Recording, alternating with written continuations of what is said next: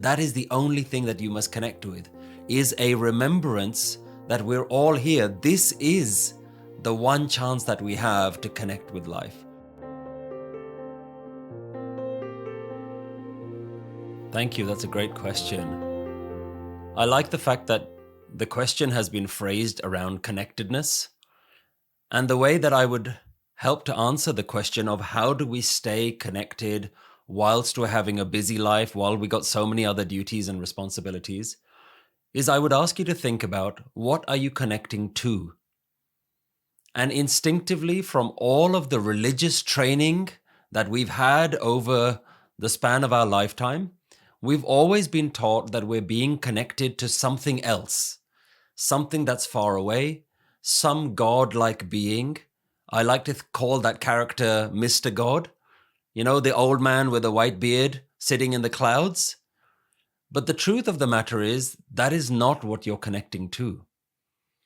And what I love about Guru Nanak Dev Ji's wisdom is that he's teaching us that within everything that you interact with in life is a beautiful essence, is something that connects all of us together.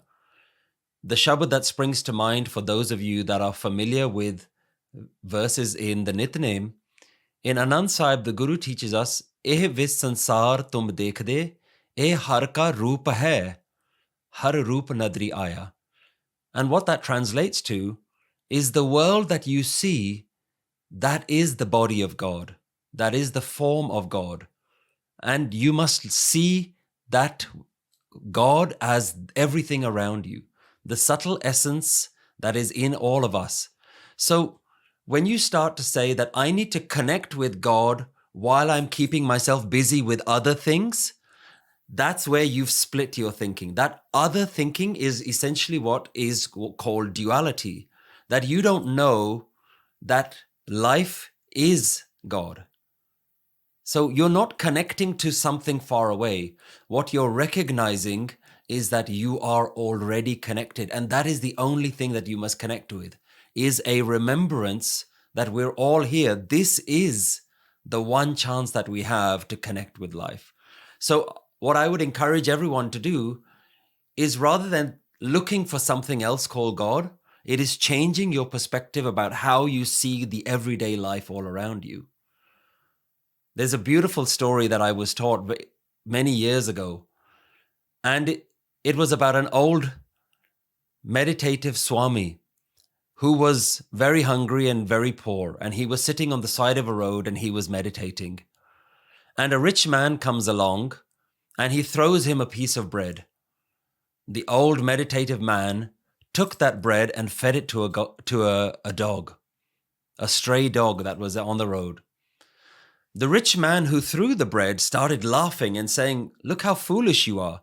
You're hungry. I've given you some food, and you've just given that food to a stray dog."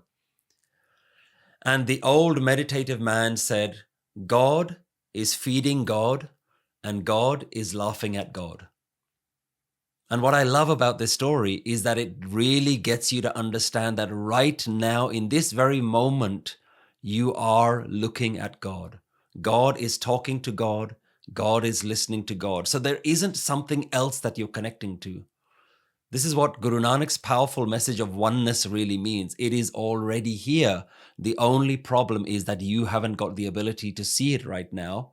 And with the Guru's guidance, we start to train our way to see life in a different way.